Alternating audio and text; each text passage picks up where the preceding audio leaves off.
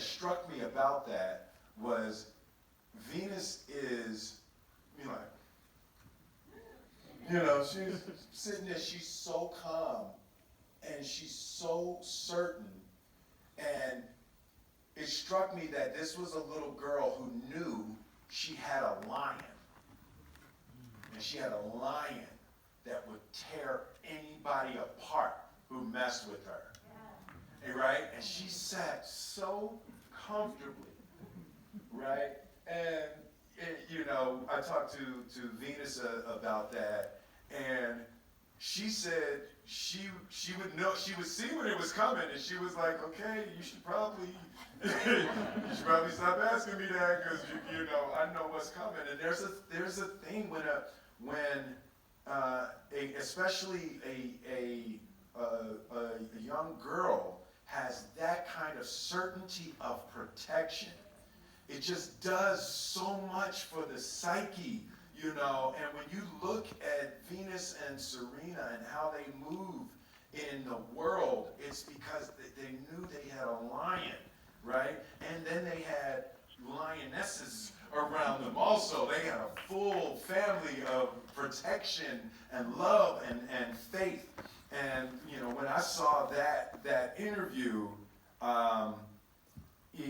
at the time I was really struck by that, and I knew I wanted my daughter's face to look like that when I showed up. I wanted my kids to feel like that when I showed up. When I was growing up with my father, he was a lion, but he would bite me sometimes. And it was like I saw that distinction. Like Venus had no fear. Her lion would never hurt her, but he would tear everybody else apart. So that was a really long way to say I was very excited, when this script came up, to be able to dive into a deeper comprehension of Richard and Orsine and this family, because I knew there was something special going on that was very different than what it looked like. I mean, that is what we get to really dissect in this, is not only the family relationship between the children and the parents, but also the relationship between Richard and Orsine. And Anjanou, for you, getting a chance to embody this woman who, a lot of people are like, oh!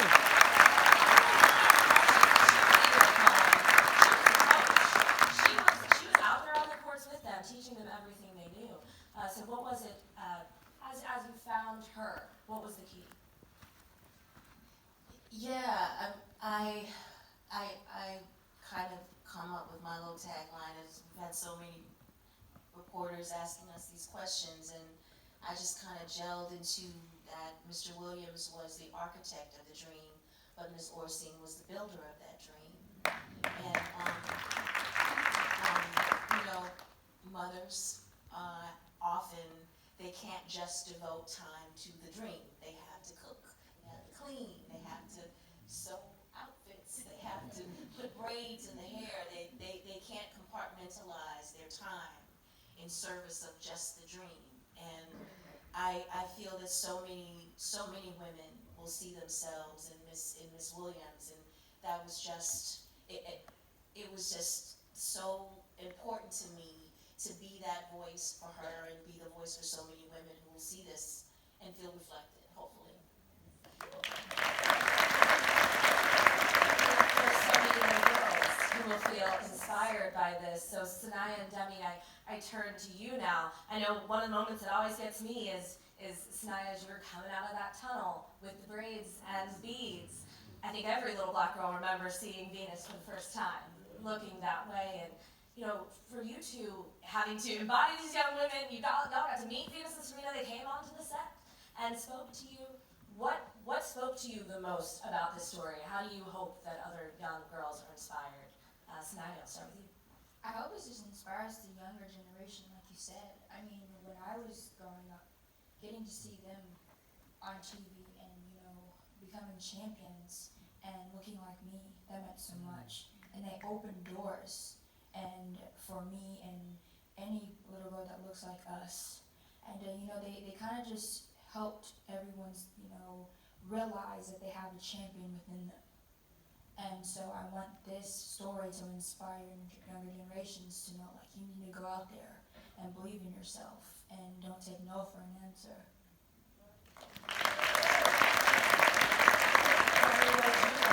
From being a part of this film? I think one of the many things that I learned from being a part of King Richard was just to go for it.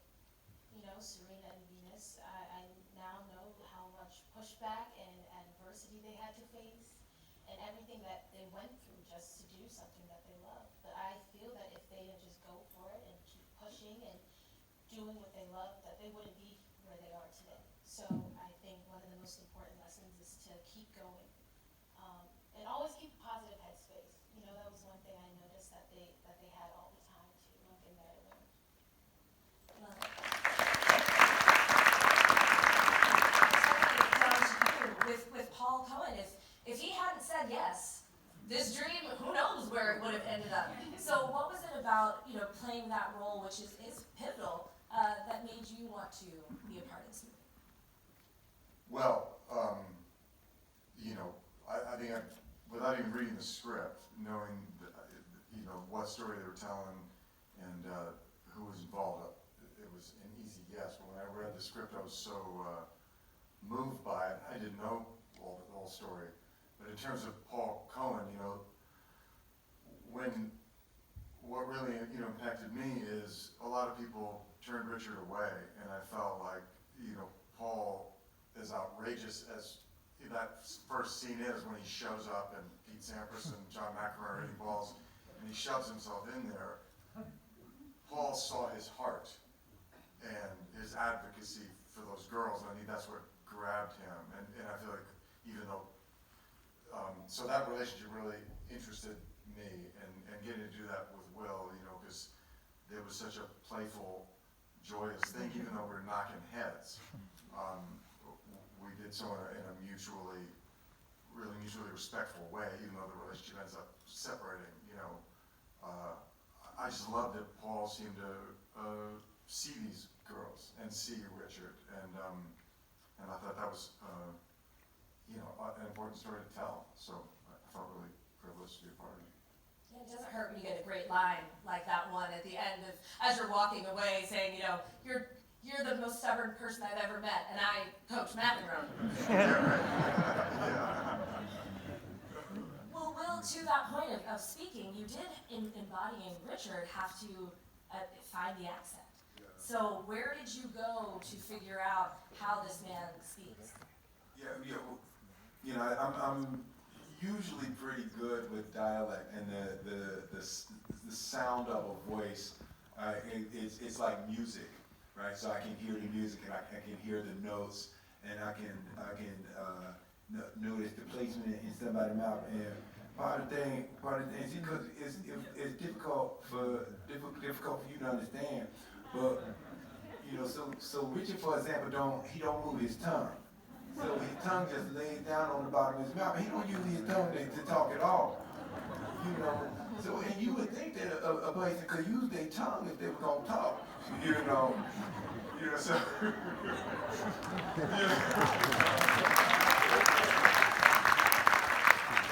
But like that's a part of the fun of it for me, is when you find those things in the character, and it's like sound is the placement in the mouth and how a person holds their mouth.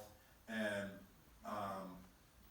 as an actor, there's always there's something just makes it click for you, and something just makes it click, and you never know what it's going to be. You might put the wardrobe on, played police officers before, and as soon as you strap the gun on, it's like all of a sudden you know what it feels like to walk around. And for Richard, it was a thing that I called shopping cart, right? So shopping cart, is how Richard walks, right? So it's a shopping cart, right? So you get that, and what happened when I fell into shopping cart, when I got that thing, what you notice is what it does to your voice, and it speaks to the amount of damage that had been done to his body. It spoke to the amount of brutality that he had suffered, to the amount of physical abuse he had suffered. And then when I understood that and I saw how that felt and what it does to your mouth and what it does to your neck and all of that, then I started to develop a sense of what the experience it must have had to have been to get his body into that kind of position, because he's actually very strong and very athletic, you know. So there, it was the dialect and the body, you know, and then all of a sudden, you know, you start to see and feel the experiences, and then I moved into his book and met with his family and all that. But it was really a beautiful exploration of overcoming suffering, you know. And he has suffered so much. He cultivated emotional invincibility, right? And he was trying to figure out how to teach it. He was invincible. There's nothing you could say to hurt him anymore. He had suffered so much. You couldn't hurt him anymore, you know. And he was trying to do that with his kids. But through that process, he found his ability to love, right? You know, and it's just, and you know, he's so interesting to me. I could talk about him for forever. I found a real understanding and a love for what it means to overcome adversity and be able to maintain a dream through love and faith.